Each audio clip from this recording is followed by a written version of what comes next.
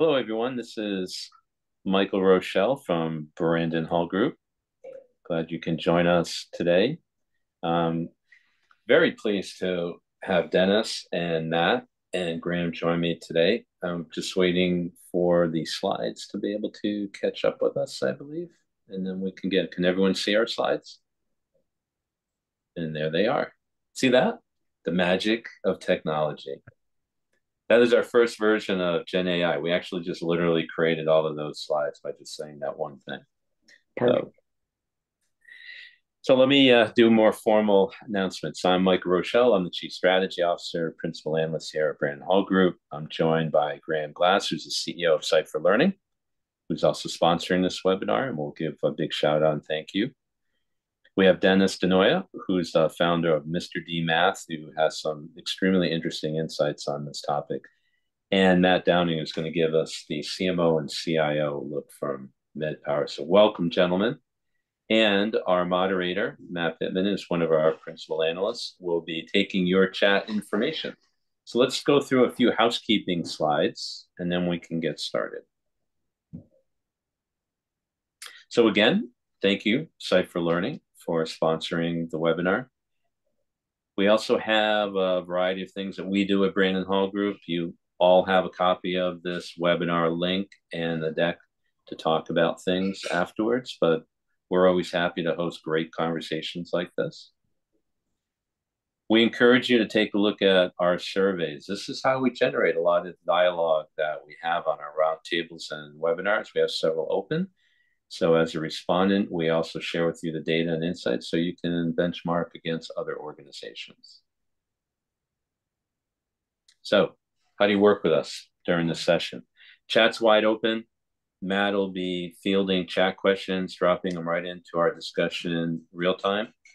Just go ahead and drop it in the question box. We'll also be making the presentation available as well. And if you can give us any opportunity to allow us to answer your questions, we'd love that. So we've kind of taken a look on our next slide. What we're trying to accomplish today are the questions that we posed in our abstract that you signed up for, which is what is generative AI? How is generative AI applied to learning? What can the right generative AI powered technology transform learning? And what are the critical steps, which I think is a really super important point. We also asked you to give you an opportunity and add to that question list during the registration process. We kind of took a look at that, and there's a lot of good questions that I think we're going to dive right into. And first and foremost, will generative AI eliminate jobs? That's a third rail question, but an important one. We're trying to recognize and address bias in AI generated content, very popular subject in our research as well. How do we not infringe on copyright? So how do we know what we're creating is unique? And how do we address providing the appropriate referencing, which is kind of a coupled conversation? Want to make sure it doesn't produce inaccurate results, which we'll get into that in one of our survey questions. We want to make sure that we can use it for all types of training tools. What's interesting is the one where it accelerates staff engagement and learning transfer to on-the-job performance. I think you're going to find that CYPHER Learning is excellent at doing that. And then we have to get that cybersecurity team support involved. IT needs to be involved as well. And we want to be able to get that upskilling and reskilling at scale. That would be terrific opportunity for Gen AI. And then finally, a really good question is the landscape for certifications. And that actually just recently came up in a client conversation I had the other day. So that is the list. So I'm going to turn it over to the team and say, where do we want to jump in and how do we get the dialogue going? I can address the what is generative AI. It's a good place to start because there's a lot of misunderstanding of what that actually is. So generative AI, as it's currently implemented by majority of companies, including OpenAI, Anthropic, etc., uses a kind of advanced technology based on neural nets. And what it does is that it scours, currently most of the data comes from the internet, and extracts structure and patterns. And some of those patterns are quite simple, and some of these patterns are really quite deep. So it starts to extract the true meaning of what it's ingesting. And it doesn't remember anything like a copy and paste. It's taking the entire internet and codifying it into a set of numbers. Those represent the structures that it's found. And that's the so-called large language model. And then they build an interface over that, which is what most people have used, the ChatGPT, for example, where you can ask it a question and it extracts the meaning of your question and responds with something suitable. And the one last thing I'd like to mention is not only can it ask a question, but it can do stuff as well. So, for example, my first experience with ChatGPT, and Mr. Math will enjoy this. I said, what's 2 + 2? That was literally my first interaction. 4. Okay, good. But then I started getting into, now teach me linear algebra. And it started actually prompting and having a conversation with me. So that's how I, but if you ask ChatGPT, where did you get that from? It doesn't remember. It got it extracted, but does not remember the source. And that's a key thing. Yeah, as you look at that, one thing that I found with when you're using something like ChatGPT is you have to be willing to verify information, and it's still working on math equations, and that's really funny because there are math equations. We'll ask it to create something, and we go in and verify the information that we're looking at. But what it does is it creates the context for what we're looking at. So oftentimes it's like it's creating the background of what we're trying to create, what we're looking at, and we do have to go back in and check some of the calculations. So, but again, it's learning, and we're all learning, right? And it's interesting to watch the system itself learning as it starts to get better. So, we are going in and looking at things and having to go in and verify. But what it does is it gives us such a head start on what we're creating and what we're doing. And like Graham just said, it's like, you can ask it, you can start a conversation literally, because there's things you haven't thought of that the AI is going to ask you that takes you deeper into what you're trying to get to. Yeah, I think that's a great point. It's not really a hunt and find kind of apparatus. By my experience, it's those conversations that have provided the most valuable results, no doubt.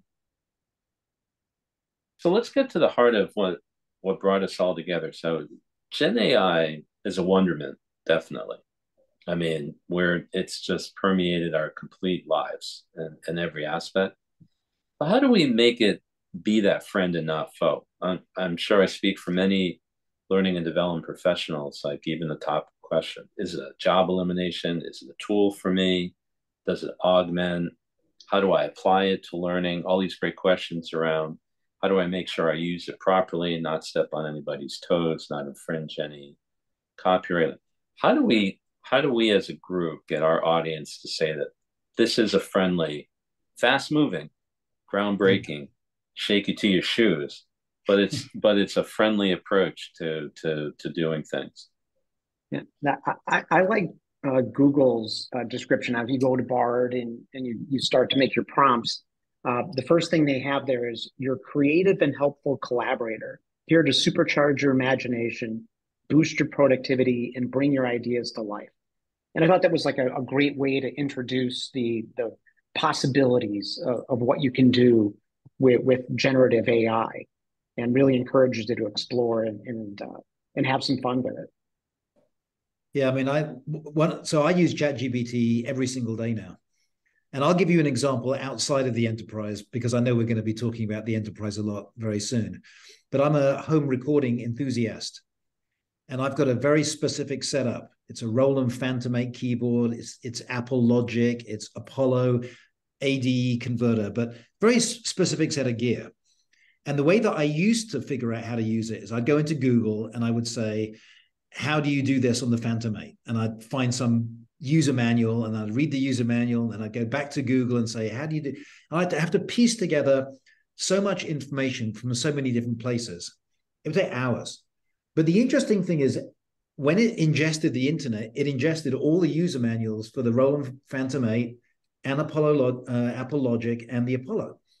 So what I do, I say, hey, ChatGPT, how do I connect my Phantom to this thing and diagnose such and such an issue? And it gives you the specific example to my specific case within seconds. And So what I found is that when I'm trying to learn something, generative AI is an amazing accelerant versus anything that I've used before. So the obvious thing is, well, if it can help me in my everyday out of work lives, imagine what it can do inside of my work. So I really do think that generative AI can greatly reduce the time to wanting to know something and knowing it. And Dennis, let me ask you something in particular from your perspective. Do you think it's hard to use generative AI, or is it just a lot of practice in terms of developing learning? Yeah, I think it's actually easy. And the reason why I say it's easy is that if you think about when you're collaborating, and oftentimes if you're creating content, you're creating the context for the content and you're doing the work yourself, sometimes you can kind of get lost and, wandering down. You're not sure if you're going the right direction, but it's more like you're building a relationship with the generative AI so that, oftentimes too, you get in a conversation with somebody and we're afraid of, we might sound funny because we're going to ask the wrong question, and we're not going to sound like we know what we're talking about. But with working with AI, AI doesn't judge. It's actually one of those places that it is easy to use because you're just starting a dialogue and you're creating a conversation. You're saying, hey, I need to know tell me about this or tell me about that. And then it comes back and then you're training the AI inside of what you're doing. So it really comes from, for me, it's that collaboration. I find it very, very easy to use and supportive because it's like, I don't get judged for what I'm asking. Not only that, but the subject matter expertise you get is certainly for a smaller company is invaluable. I mean, it's like having a research assistant who's also got degrees in English and also has a degree in graphic design. They're at your disposal, being that partner. So I agree. It's a fantastic tool to be able to apply, especially when you want to try to build individualized content. Graham's talking about for himself, but in our industry, when we're trying to teach doctors and nurses how to use complex systems, making it more individualized is really where the rubber hits the road for us. Being relevant, whether it's by your facility, your geography, your particular role at the hospital. Right now, it's too hard for us to bring that down to the individual user level. But as we explore with the opportunities that generative AI produces for us, we can start to build these customized courses and content like never before. It's almost too hard to imagine what the possibilities are and trying to break it off into meaningful, realistic chunks so that we can have those successes and start to convince everyone else in the team how it can be used. Yeah, and I echo what you guys are saying about how personalized it is. And you can imagine in the near future where if somebody wants to learn something and they're not getting a personalized experience, it will seem very old-fashioned. It's like, don't keep on just giving me the same canned stuff. I want it for me. And I learn way more stuff nowadays through ChatGPT than I do through Google, for example. Now, let's talk about so Matt, that. you mentioned something about Gen AI having graphic design capabilities. We had a question come in about that, just asking how that works. Can you talk a little bit more about your experience with that? Sure. We're B2B providers, so a lot of the design work we do, might be creating illustrations and bringing data to life. So I think there's a lot of good information about how to leverage generative AI to produce charts and graphs. We're trying to take it a step further and produce visuals to complement our learning. So as we go into different learning modules that hit on specific, in our case, departments at a hospital, creating graphics and imagery that pertain to that, just help pull them through the story. And we always talk about like chapters in a book. And it's always nice to really see what that path looks like ahead of you. So we try to complement not just the words, but with images so that when they're looking at all of the different modules or sections in a course, it's telling a story that complements the content that's in the story. So we're using a couple of different, we're still experimenting with the best way to get it. But whether it's DALL-E or some of the other programs, we've trying to figure out what's going to create a thematic visual approach for our brands. And that's one place that, I'm looking for some feedback and information, like how do you keep that voice more consistent? And that's one place we're experimenting visually. Yeah, we're using Stability AI as our primary AI for generating imagery for courses, because we have the CYPHER Copilot, which obviously we invest a lot of time right now into building advanced courses from scratch using AI. And the course sections, they all, anyone can customize the imagery. And in the past, people would typically go into the net and find photographs. You're never quite sure, do you have copyright to them, or do you need to use stock photos, or what do you do? And so one of the things that we added, which I think was a great option, is when you build a course, it just says generate synthetic imagery. And if you check that box, then all of those tiles now are generated through prompts to Stability AI. So that's an example of how we're using it in our automated course development tool. But there's tons of other ways that you can generate images. And Graham, when you're doing that and you're making a call for images through Stability at one time, is it building those as a series that might be connected, or are those each individual calls? So the way it works is that our Copilot uses multiple AIs. It's not just one, and they all have their own specialties. So as it's organizing the course and coming up with the course flow, each module is chained together in terms of a natural flow from an educational perspective. And as it's generating them, you can ask one AI to say, hey, what prompt would you pass on to another AI to build an image for this module about X? And so one AI says, well, I would use this. And then you take that and you feed it into the next AI, which then generates the image and puts them in. And then if the human likes it, great. If the human doesn't like it, they can click a button and replace it with something else. Yeah, and I've been using the Copilot through CYPHER Learning, and it's a tool, and that's the best way to say what it works for us. But I've been in education for 35 years, and a curriculum developer, and one of the biggest things as a content provider, and one of the things that we always come up with against is when you're writing quiz questions, and when you're creating assessments, is making the distractors in a standardized format of assessments. It's a lot of work. It's a lot of thought. It's a lot of, every word you have to you really are paying attention to each word on the page and what it looks like. And using a program like Copilot, like we're using right now, we're able to create all of that. And then what we're able to do is go back and review it, as opposed to be at the source of creating it. We're not. We're actually reviewing it, looking at it, seeing what we like, what we don't like. As Graham just said, it's like, the human side is, if we like it, we're going to use it. If we don't, we can modify it. And it has been, it's a game changer, really, because it's taking a lot of the, for me, it's taking a lot of the day-to-day kind of like wearing my brain cells down, right? Kind of like getting tired of the thinking, right? Yeah. Where I can look at it from at the top view, where I'm looking in, and now I can provide the leadership, as opposed to being the one that's kind of like doing, creating all the work in the background. Yeah, it's really great.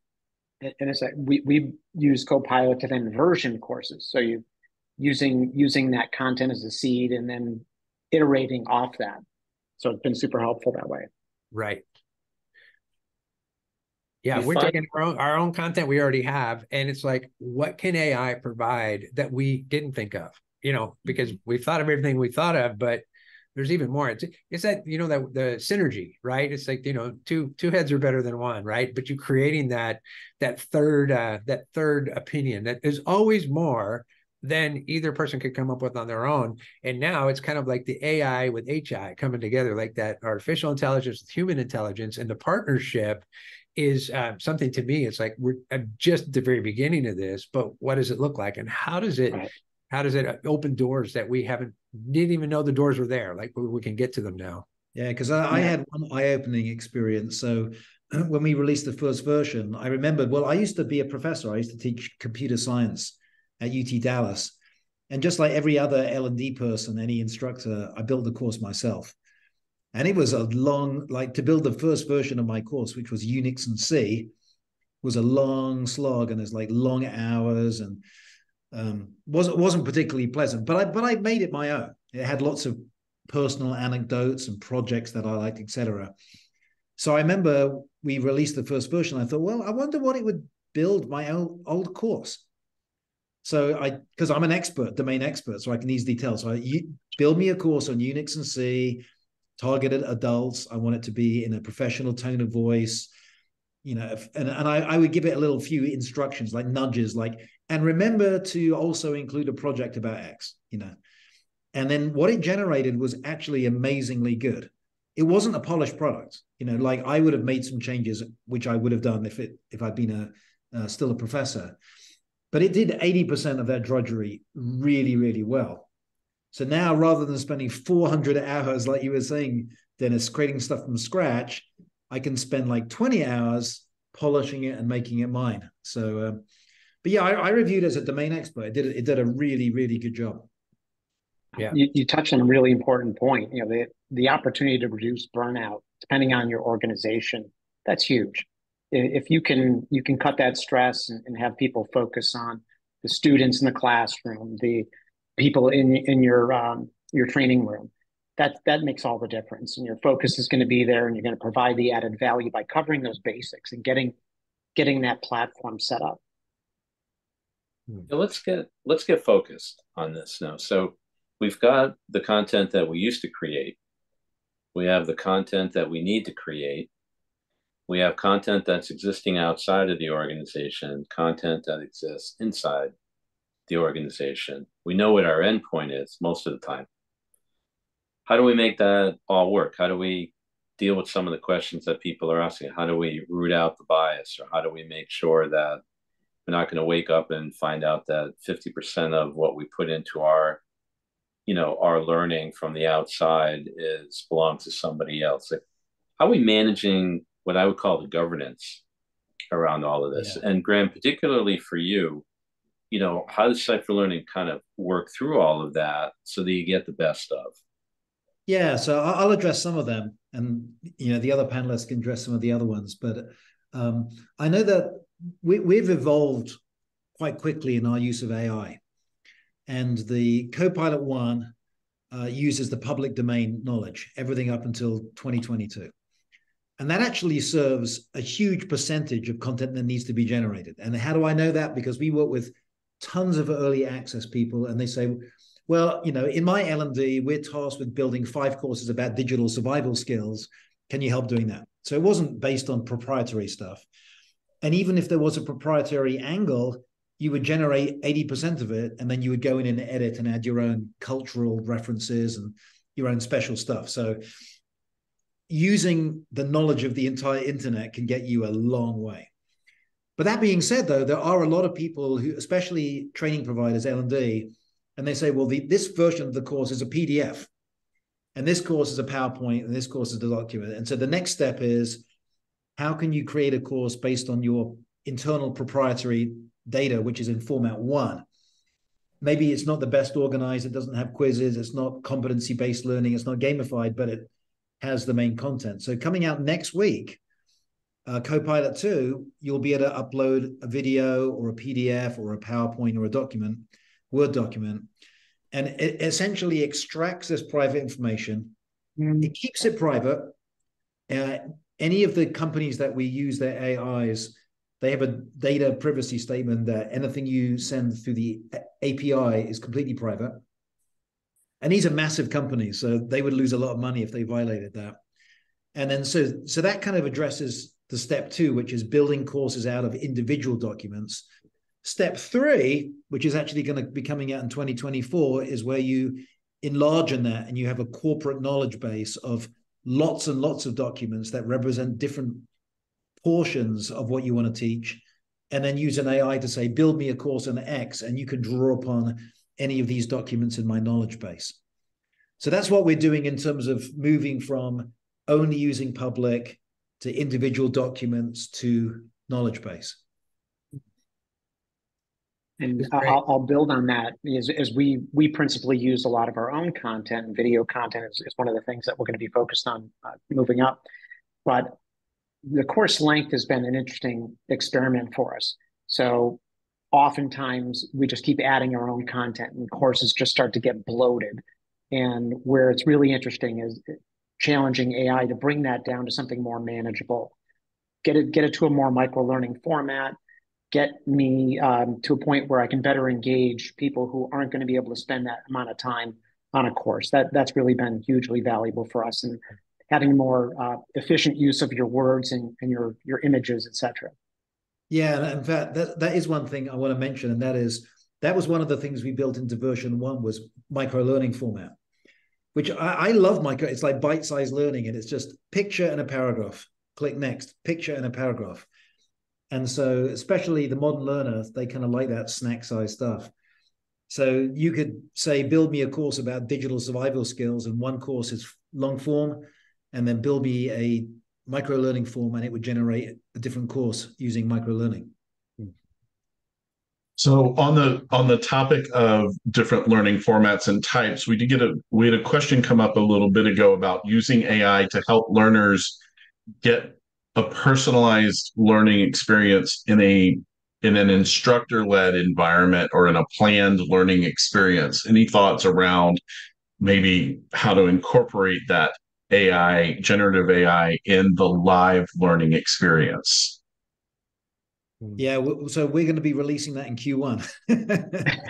So, taking a step back, our feeling was the most obvious place for us to apply our engineering resources was creation of educational content for L&D teams to make it way easier for them to deal with their backlog and generating fresh new material and more modern material.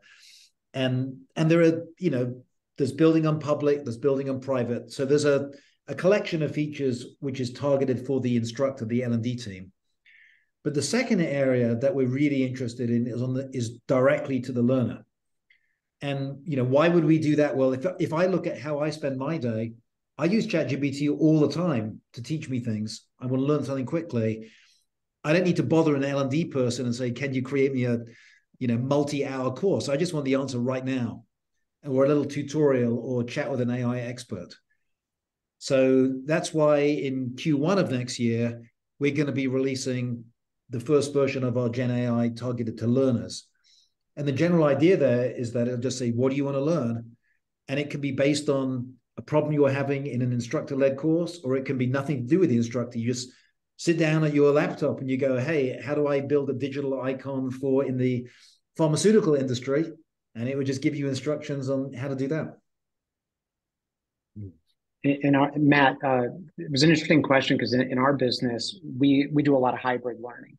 So we'll do a lot of online learning for the basics, the foundational pieces, how to use an electronic health record system. But where we've been experimenting with AI is in generating those the supplemental trainings for in-person, whether that's self-directed learning and exercises they might do, or classroom exercises. So just keeping it interesting, keeping it fresh is difficult to do. So if you've got a group of, in our example, nurses in the room, that might look one way. You got doctors coming into the room the next hour, it's going to look a little bit different. So it's really helpful in iterating that in-person content to complement the course. Yeah, that's a great idea. Mm-hmm. We look at it too from adaptive learning, and for us, it's like we're a company that does math courses, right? And we work with young people, and young people come in all different levels when they come to us. And when they're using the program, maybe they're working at a level of an algebra 1 level, but they weren't quite ready. And so how do we get them there? And so that's another piece of the AI, which customizes it for this user and for the student, because when they see that they're not successful with a particular topic or competency, then we can actually create the AI content to adapt their learning so we can get them so they can get up to speed on that. And that right now is immensely, for us, is immensely huge, because we haven't had the manpower to go in and create all that on our own, but we can use AI to generate the content so that when a student does get to a place where they need additional support, it automatically takes them there. And that is, for us, that again is it's a game changer. Let's talk about that for a second from a game changer standpoint. Is who's willing to put on the table how much time you're actually saving? Years. You know, Okay. for us, what I can tell you, like for us to create a, to create a course, it takes us about 12 months to create a course from start to finish, from the time that we're writing the curriculum, writing the quizzes, testing it, editing, and the editing is huge. It's a funny thing about when you go back to edit, especially math equations, and you're in there and you missed the slightest thing. There was an X, but you put a Y. There was an exponent, you put a 3, and there was a 2.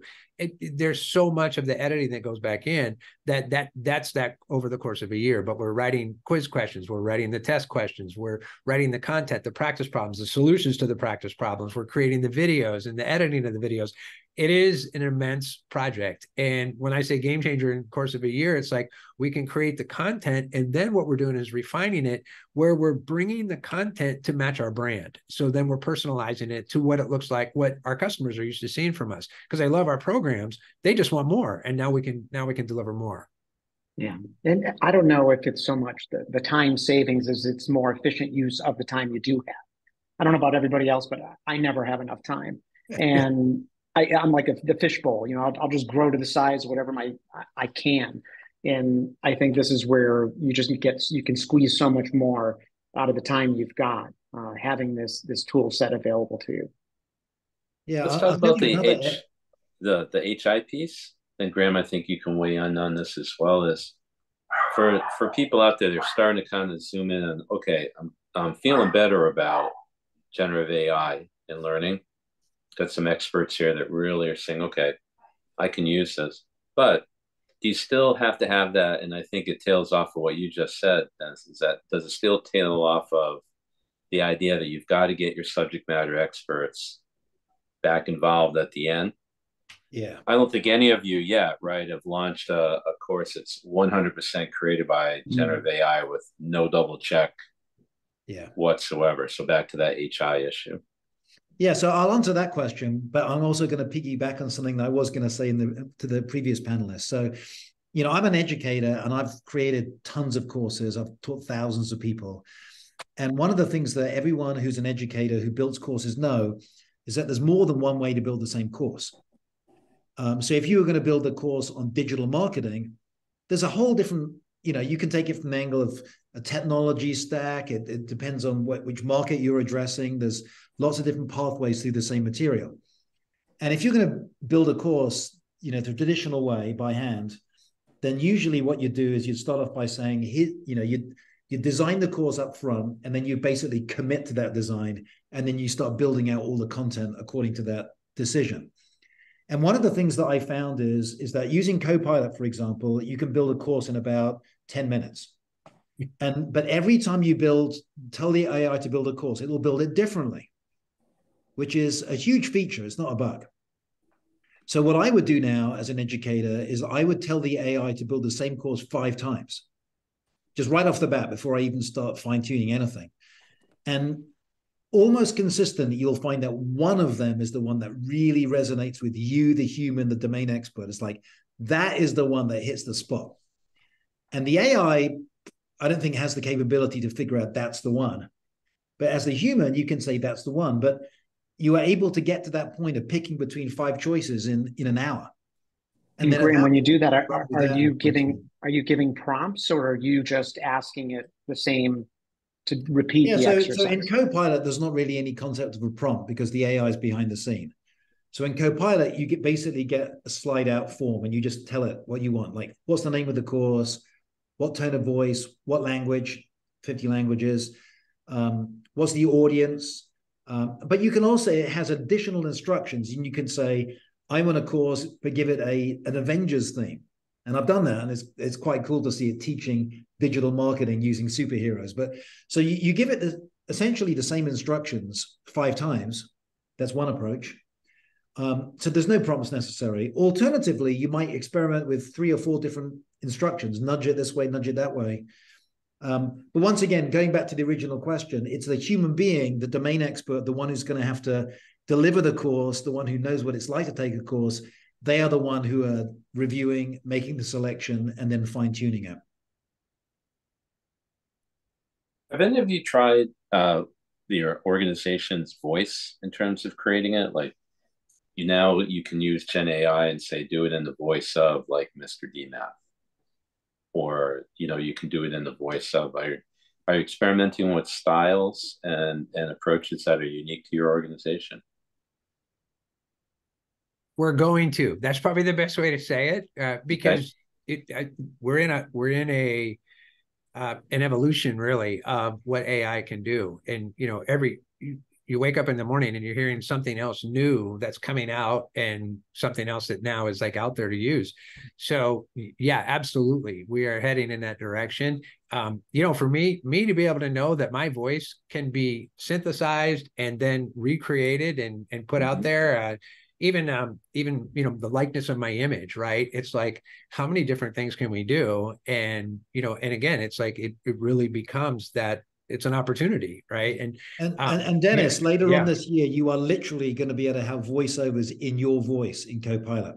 Yeah, which I'm so excited about, right? Yeah, there's amazing synthetic speech AIs that sound really natural.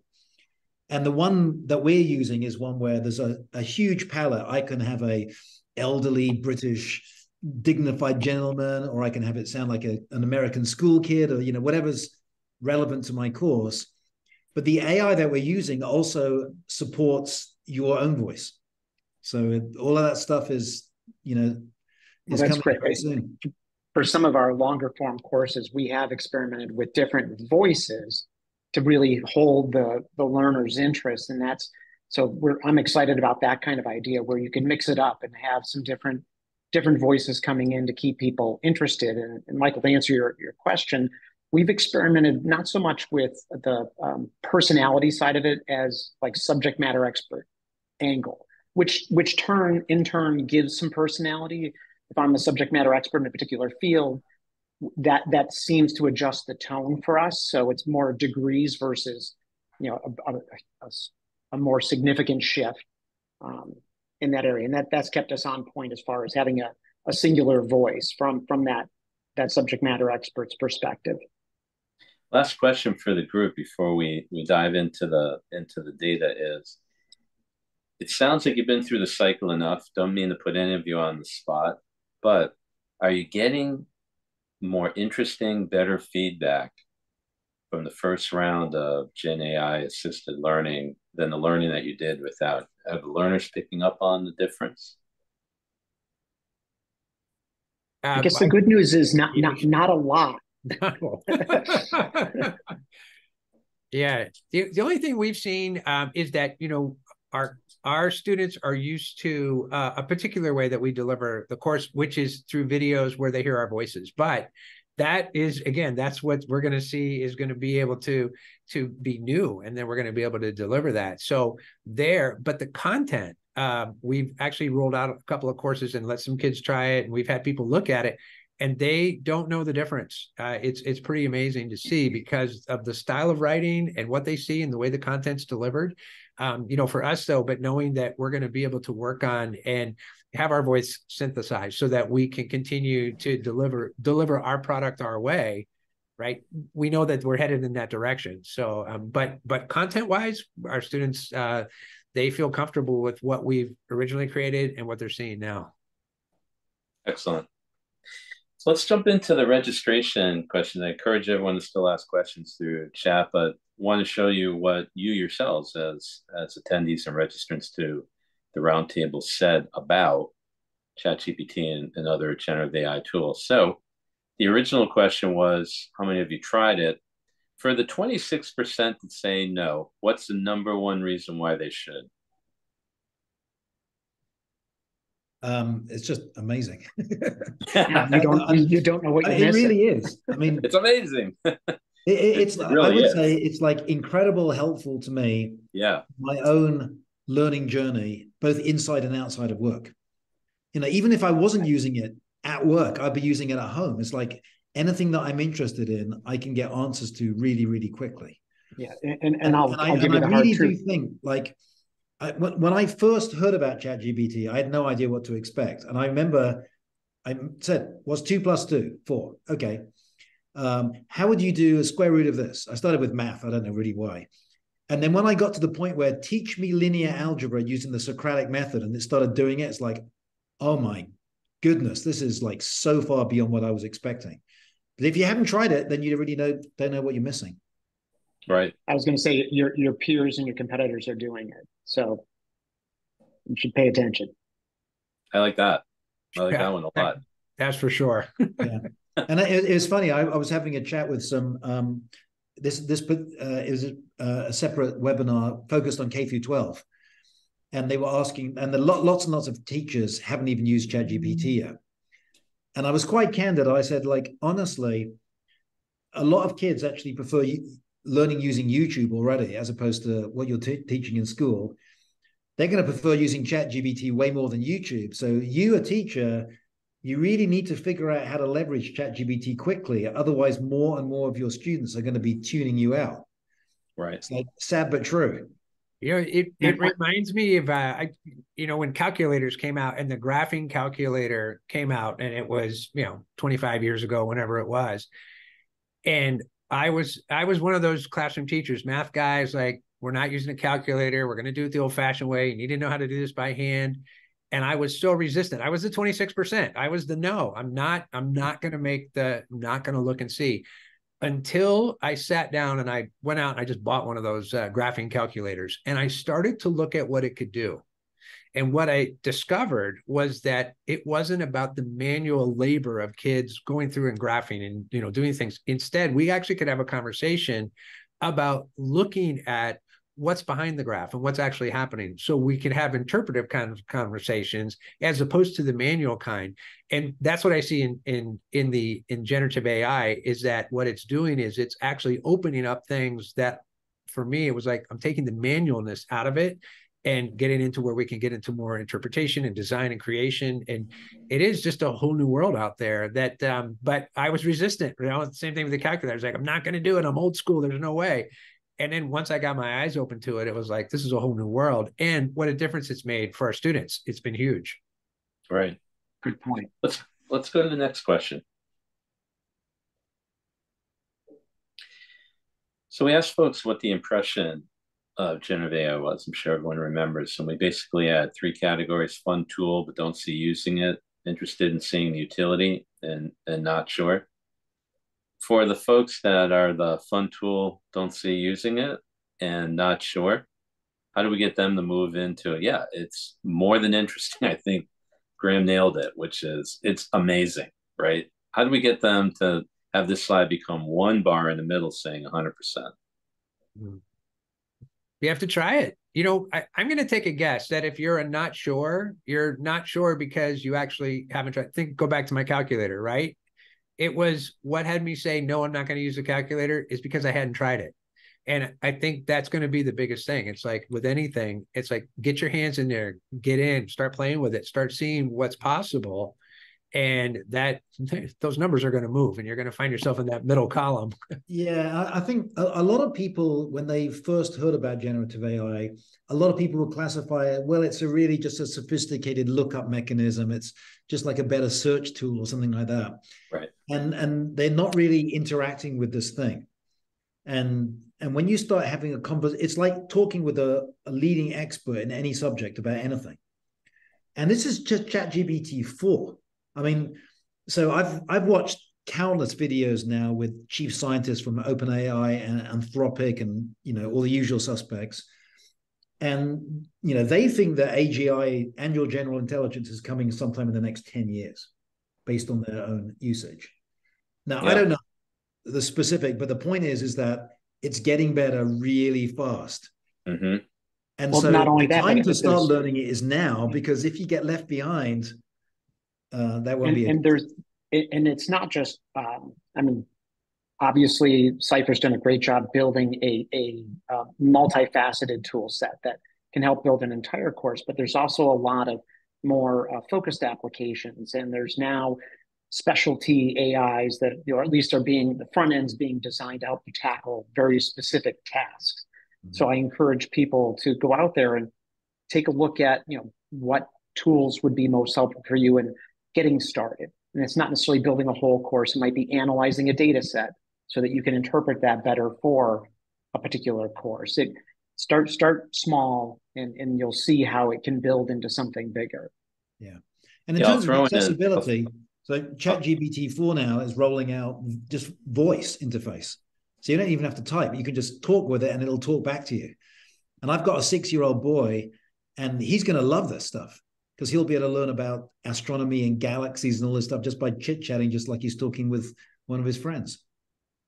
I'll throw out one that we see in working with organizations that are incorporating it, which hasn't been brought up, which is people are actually starting to figure out that there may be things that they don't know about the subject, that now they're learning about the subject. So this whole idea of subject matter expert without Gen AI, you could be producing content that isn't the most relevant and isn't the most in the know, and pulling from the world in on what the latest of what's going on. Many professionals are finding that it's improving the value of the content because it goes beyond what they know. How can you know everything at any given time and what the latest developments are? So let's hope that we can, the next time we do this, we'll see the 100% in the middle bar. Let's go to the next slide. I think we might have more questions coming in, Matt, do we? Yeah, we got a couple that have popped up. Sorry, back the slide up at the same time. One of the questions that came up is, can the panel recommend some tools to explore if folks are on the front end of this journey? Where do we start? What do we look at first? I mean, we've talked about ChatGPT. That's sort of the default, I guess. Well, what others biased. would you guys recommend? So I'm biased because I'm the founder of CYPHER Learning. But if you're in the business of building educational content, I think we're probably the best solution right now. So if you go to cypherlearning.com, you can actually see how we build courses in almost anything. And it's quite sophisticated behind the scenes, by the way. It's not just one AI doing it. There's like multiple AIs. If you were going to build a course by hand, you would be typing in around 200 prompts in order to get everything that you needed to build a course. But, that's just in the world of e-learning. I'm sure, the other guys know better about vertical AIs for math and other subjects. Well, it's interesting you bring that up, Graham, because I think it fits well into the slide we're looking at, which is the vast majority of you weighed in on the bottom part of the stats. So you've got basically 1 out of 3, 1 out of 2 people saying that aside from everything that we've said, you can significantly improve the response rate to questions and inquiries. We all know that we spend a lot of time creating learning, and the moment we put it out there, we're inundated with questions from the learners. Yeah. And we can give them instant response now. We can create instant feedback loops. And the other one that I love, and I think this is back to what you were getting at, Graham, is that creating learning at scale, personalized, is super hard. And if we can get a tool like this going and see that reduce in efficiency and in effectiveness and learning, I mean, this is a heavy lifting product. And what you've incorporated into your platform, and, literally without putting words in your mouth, I've watched it, you can create learning in a matter of 10 minutes or less, right before your eyes. So that's a breakthrough as far as. And the other thing I'm going to mention, I don't want too much of a sales pitch, but the cost to our end customers is about $5 to create a course. So it's not one of these things that, oh, well, you built it in 10 minutes, but it cost me $10,000, like $5. So you can build five versions of the same course for $25. It's amazing. Yeah, great point. I mean, whereas you might have turned to Upwork or something else before to get an instructional designer for, an immediate need, like you said, for a fraction of what you'd pay, you now have an opportunity to get a jump start. Yeah. Let's go to the next slide, and let's talk about, I think we're clear. This is a really interesting one. I think we need a little bit of time here, and I want to be cognizant of our time together.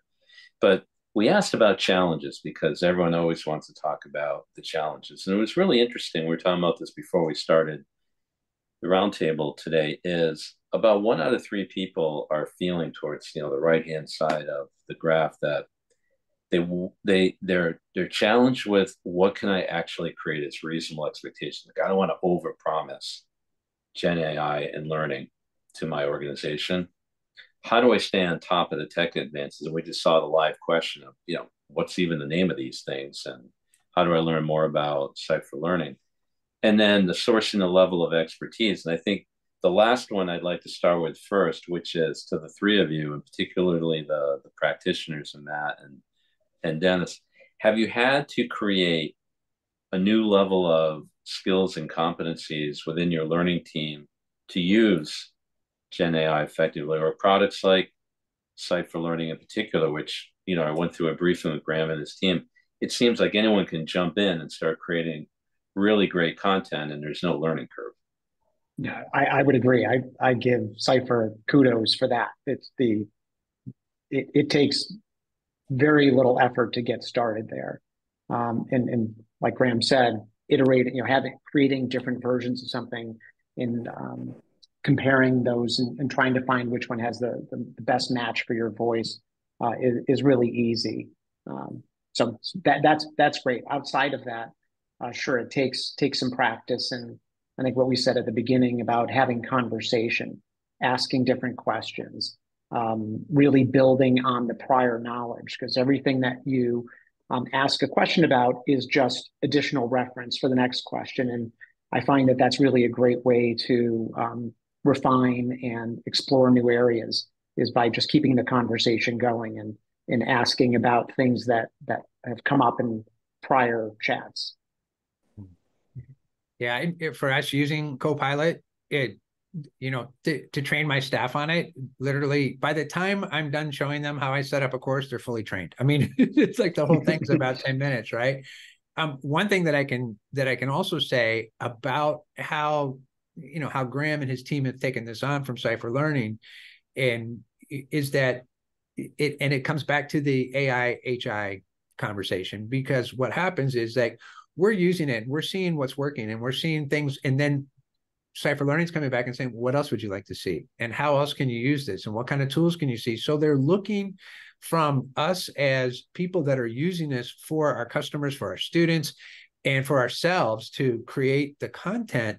What else do we need? And that's why we can keep to see how this thing continues. We know that it's going to be growing. We know that it's going to be, it's going to be evolutionizing itself, right? This whole evolution of what this is. But we're able to participate in the conversation of what's working for us, what do we like to see, what's not working, and from there it's like, and then how can we come back, and then how can we work together? And oftentimes too, it's even just a question of, if it just did this, and it comes back, it's like, well, it does do that, you just missed that button. It's like, oh, okay, well, let me turn that on. And so it is something that it takes the collaboration between the people that you're working with, but playing with it and seeing. But for us to be able to, the original question about being able to, how hard is it for our staff to learn this? Super easy. I mean, just, it's click of a button and creating it. Because I know one of the areas that I would love to see evolve is a more conversational approach to developing a course, especially through speech. So you might say, hey, give me a course, and it gives you the first one. You go, paragraph 3, can you just make it a little bit clearer? Or I don't think this page is really explaining X very well. Show me another version. Or let's just jazz up module 5 and then move it before module 2, So, right now we're focused on build the course or add a new module or whatever else. But I would love to see a more iterative, collaborative, conversational approach. Yeah, and I think the best of breed approach that you're taking really is, I'm amazed at how fast it's evolved. Been around software development for a long time, and this is breakneck speed that we're seeing here. Thanks. Yeah, and it gets smarter, I think, over time. Yeah, and Michael, I think from a more broad perspective, if you're sitting here listening to all of this and you're going, I've been waiting to dip my toe in the water. The lessons learned from myself as a practitioner, AI has really come to the forefront in the year that I've been working with Brandon Hall Group. So wasn't around when I was really in the trenches on the learning operations and learning development side. But what I would say is it's not search engine, and don't treat it like a search engine. And I think you'll get more comfortable with it faster by changing your mindset. Because when you start out, I would type in search terms kind of the same way I would in in a search engine, and it took me a lot longer to get to a place where I was understanding how it could just answer my question and just ask the question. Don't think about how you're wording the question. Don't over engineer the question. Just ask the question, and let that conversation overflow. Let's wrap on our last slide, and I think this conversation's been outstanding.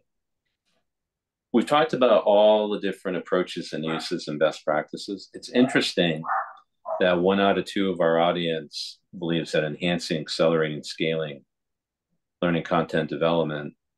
With your final thoughts on that, what is the promise? What is the promise that we can make as people that may be farther along than a good number of people in our audience? What's the promise that we can make if people get off this roundtable today and say, you know what, I'm that person on the fence, or I'm the person who never tried it, or I'm the one that had all these challenges? What do you want them to do first in this content development process to learn about generative AI? What would be the first step? Well, putting on my CYPHER Learning hat, I'd build a course using Copilot. And the Copilot, the current version, is focused on the upper right-hand side, accelerating and scaling creation of educational content. And if you look at, within a typical organization, some of that content is going to be built by the L&D team, who are usually overwhelmed. So this is actually a great assistance for them. And you've got people in line of business who maybe, hey, the L&D guys are overwhelmed. I'm just going to build a course on improving sales myself. So I think the upper right hand makes complete sense. That's kind of what you would expect. CYPHER Learning in Q1 are going to be delivering on the lower left quadrant. So I'm glad that when you add them together, it is 83%. That makes me happy, which is allowing learners to leverage generative AI to answer their questions and get expert advice in real time without necessarily having to involve L&D or any kind of traditional course development. Yeah, I think taking a course you already have, as illustrator, as you shared earlier, taking a course you produced before and reproducing it to see what you get, to see, which kind of pulls you down to that lower left corner. How can it be improved? What are the gaps? What makes it more current, more relevant for your audience? Yeah, I think the other thing is, because I'm going to move to that 30%, improving the learner experience. I'm always interested in, how do we take care of our customers? How do we take care of our students? And one of the things, if you're trying to figure out how to get started, find out from the people that you're serving, what do they want? What do they need? Because that will point you in a direction of where to go. The people using your programs, the people using your content, your courses, they're going to let you know what's important to them. And knowing what's important to them, if you can come back and deliver on what's important to them, but they're going to give you the direction of where to look and what to look for. CYPHER Learning is like the place to go, and if you're not there, then the baby steps on your way. But it's finding out from your own customer base what's important to them. Well, I want to end it here and say, I hope you've now become a friend of generative AI and learning, and we're no longer a foe.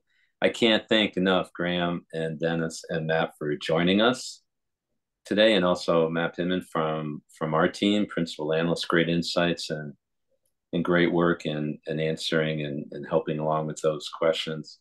We know that this is the end of the beginning. Want to give a big thank you, shout out to our audience. Please check out CYPHER Learning. I think they're one of the organizations out there that are really trying to not just enhance the ability to do all this, but a true understanding of a comfortable and forthright way of doing it within your organization. But again, we could talk about this all day. I'm intrigued. I've learned a lot. I hope everyone in the audience has learned a lot.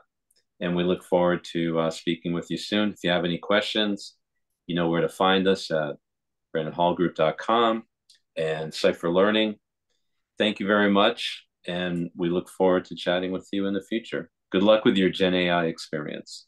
Okay. Bye, everyone. Bye.